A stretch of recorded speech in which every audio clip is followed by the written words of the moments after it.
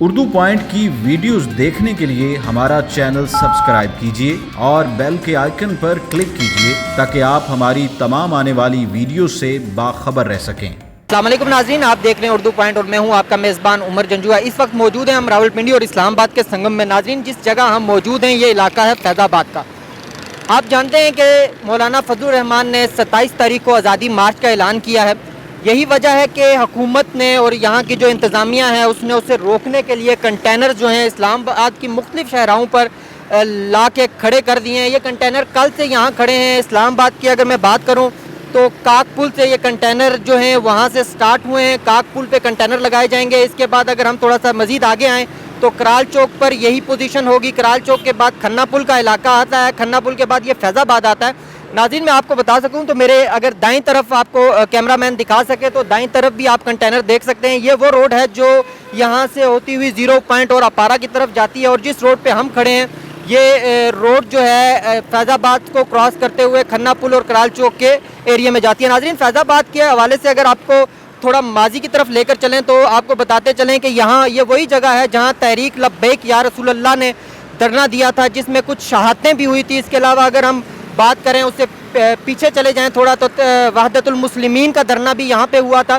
یہ ایک ایسی جگہ ہے جہاں پر ٹریفک کا بہاؤ بہت زیادہ ہوتا ہے، کیونکہ راولپنڈی اور اسلام آباد کا سنگم ہے، اور تمام جو سرکاری اور پرائیویٹ ملازمین ہیں جو اسلام آباد میں مختلف جگہوں پہ ڈیوٹی کرتے ہیں وہ یہاں سے واپس جاتے ہیں۔ آپ اس وقت دیکھ سکتے ہیں کہ ٹریفک کا بہاؤ کتنا زیادہ ہے، اور جب یہاں پہ کنٹینر لگا دیے جائیں گے تو یہاں کے عوام جو ہیں کتنے مشکل کا شکار ہوں گے۔ ناظرین، آپ کو بتاتا چلوں کہ حکومت نے ابھی تک کچھ واضح نہیں کیا۔ اگر ہم بات کریں دھرنے کی اور آزادی مارچ کی تو عمران خان صاحب نے کل یہ اعلان کیا تھا کہ آزادی مارچ کے جو لوگ ہیں انہیں ہم مارچ کرنے کی مکمل اجازت دیتے ہیں، ان کو کوئی روک ٹوک اس طرح نہیں ہوگی۔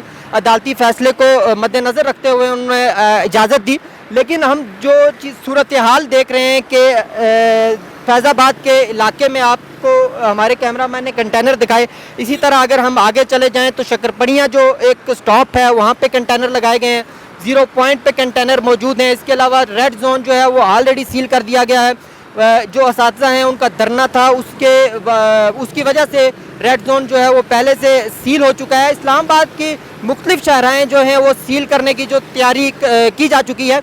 ذرائع جو ہمارے بتاتے ہیں وہ یہ بتا رہے ہیں جی کہ جو پولیس کو مکمل طور پہ الرٹ کر دیا گیا ہے، اور اگر راولپنڈی پولیس کی بات کریں تو راولپنڈی پولیس نے کل اس حوالے سے ایک باقاعدہ مشقیں کی ہیں، ان کو ٹریننگ دی گئی ہے، اور آج اسلام آباد پولیس جو ہے وہ مکمل طور پر اس تیاری کی طرف جا رہی ہے، اور اس نے تیاری کی، مشقیں کی۔ اس حوالے سے ہمیں اس وقت جو عوام سے ہم نے بات کی آف کیمرہ، ان کا کہنا یہ ہے کہ ہم شش و پنج کا شکار ہیں۔ ایک طرف تو آزادی مارچ کو آنے کی اجازت دی جا رہی ہے، اور دوسری طرف کنٹینر لگا کے ان کے راستے روکے جا رہے ہیں۔ کنٹینر لگا کے صرف ان کے راستے روکنا جو ابھی حکومت کرنے جا رہی ہے، ناظرین، اس کی وجہ سے اسلام آباد اور راولپنڈی کے عوام کتنی مشکلات کا شکار ہوتے ہیں۔ جو یہاں پر رہنے والے لوگ ہیں وہی اس چیز کا احساس کر سکتے ہیں۔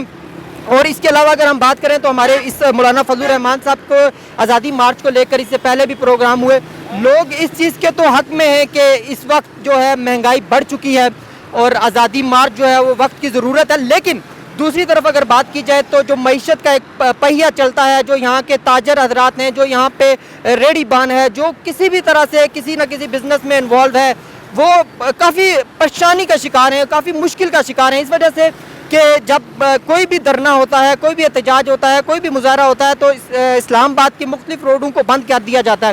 تو اس کی وجہ سے جو بزنس ہے، جو عام آدمی ہے وہ اس سے کافی مشکل کا شکار ہوتا ہے۔ عام آدمی کے علاوہ اگر ہم بات کریں تو ایک بڑے سے بڑا تاجر اور ایک چھوٹا ریڑھی بان بھی اس سے بری طرح متاثر ہوتا ہے۔ ناظرین، اس کے علاوہ اگر ہم آپ کو بتاتے چلیں کہ سکھر سے 27 اکتوبر کو یہ جو آزادی مارچ ہے یہ سٹارٹ ہوگا، اور 31 اکتوبر کو یہ اسلام آباد کے ڈی چوک پہ پہنچے گا۔ اب آنے والا وقت یہ بتاتا ہے کہ آزادی مارچ کے شرکاء کتنے ہوں گے، اور وہ کیا جو ان کے مطالبات ہیں وہ تسلیم کیے جائیں گے یا نہیں کیے جائیں گے۔ عمر جنجوعہ کو فیض آباد سے دیجیے اجازت، اور دیکھتے رہیے اردو پوائنٹ۔